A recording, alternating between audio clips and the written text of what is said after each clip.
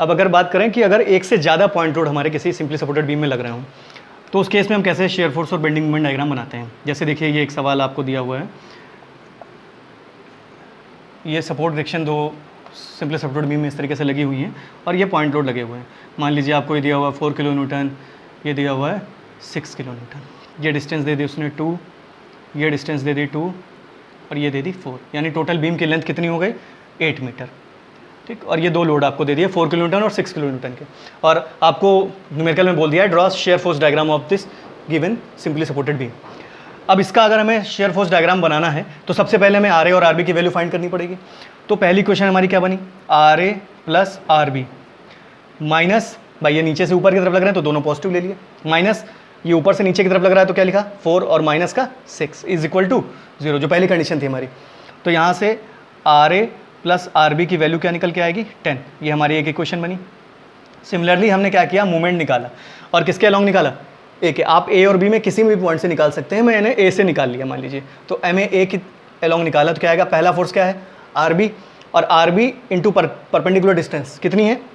8। भाई ये देखिए ये बीम दे रखी है, इस तरीके से लगी होगी बीम, ये ऐसे बीम है, यहाँ पर आर बी लग रहा है, तो ये आर बी इसको मूवमेंट लेगा, यानी इस फिक्स पॉइंट के अलॉन्ग कैसे ले जाएगा इसको, इस तरीके से एंटी क्लॉकवाइज। तो क्या होता है movement, force into perpendicular distance, तो परपेंडिकुलर डिस्टेंस कितनी है 8, और एंटी क्लॉकवाइज को हमने कैसा माना है पॉजिटिव, तो यहाँ पर क्या आ जाएगा आर बी इंटू 8 माइनस अगला फोर्स कौन सा है 6, तो ये 6 का है, और 6 की यहाँ से यहाँ तक की डिस्टेंस कितनी है 4, तो क्या आ जाएगा माइनस का 6 इंटू 4 माइनस 4 इंटू, अब ये 4 है into 2, this will be equal to 0। तो यहाँ से क्या आएगा 8 R B is equals to 24 plus 8,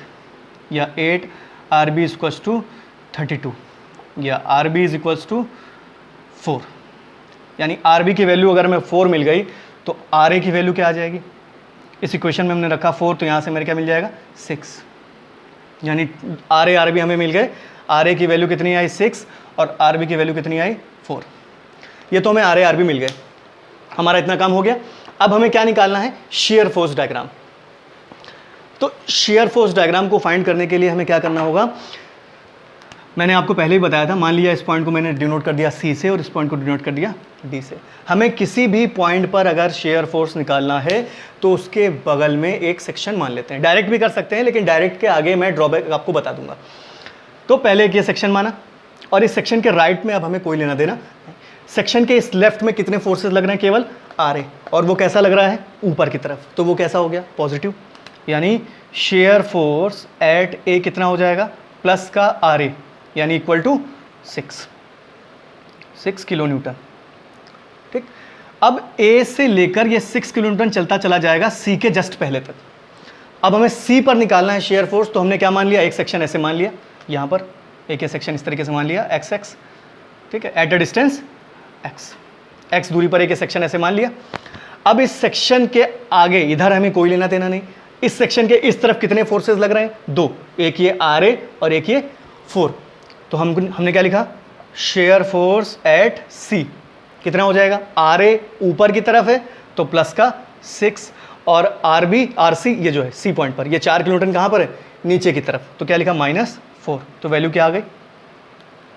2 kilo Newton, यानी 6 किलो न्यूटन का भार सी तक आते आते घटकर कितना हो गया 2 किलो न्यूटन। अब ये 2 किलो न्यूटन जो बचा है ये सी से लेकर डी के जस्ट पहले तक इतना ही रहेगा। डी पर निकालना है, तो डी पर निकालने के लिए हमने क्या किया, डी के बाहर एक सेक्शन ऐसे मान लिया, इसके इधर हमें कोई लेना देना नहीं। अब इसके इस तरफ टोटल लोड कितना हो गया, तो चाहे तो आप ऐसे निकाल लो 2 प्लस का और 6 माइनस का, तो माइनस का 4, या सीधे फिर से निकाल लो कि ये नीचे से ऊपर की तरफ पॉजिटिव और ये दोनों नीचे की तरफ तो निगेटिव। लिख लीजिए एस एफ एट डी कितने फोर्सेज हैं, आर ए 4 और 6, तो आर ए ऊपर की तरफ है तो प्लस का 6 माइनस सी पर 4 किलो न्यूटन किधर है नीचे की तरफ, तो -4 और माइनस का 6, तो यहाँ से वैल्यू कितनी आ गई -4 किलो न्यूटन। और देखिए डी पर -4 किलो न्यूटन है और आर बी की लास्ट में वैल्यू कितनी है 4, यानी हमारी इक्वेशन क्या है सही। ड्रॉ कर लेते हैं, ए पर शेयर फोर्स कितना है 6, तो हमने मान लिया ये 6 है, इसको ऐसे दिखा दिया, ये हो गया 6 किलो न्यूटन। पॉजिटिव क्यों लिया, क्योंकि ऊपर की तरफ है। अब ये ए 6 किलो न्यूटन चलता चला जाएगा और जैसे ही सी पर आया तो सी पर घटकर कितना हो गया 2 किलो न्यूटन, तो ये देखिए 2 किलो न्यूटन हो गया। और ये 2 किलो न्यूटन चलता चला गया और डी पर आने के बाद इसकी वैल्यू कितनी हो गई, माइनस का 4 किलो न्यूटन। तो ये देखिए माइनस का 4 आ गया यहाँ पर, और उसके बाद ये माइनस का 4 चलता चला गया कहाँ तक, ये आपका था क्या, आर बी पॉइंट। ठीक, तो ये 6 हो गया, ये आपका सी पॉइंट है। तो यहाँ पर इसकी ये वैल्यू जो हो गई वो हो गई कितनी, 2 किलो न्यूटन, और ये क्या है 4 किलो न्यूटन, ये माइनस और ये प्लस। ठीक, तो इस तरीके से देखिए हमने लोड का वेरिएशन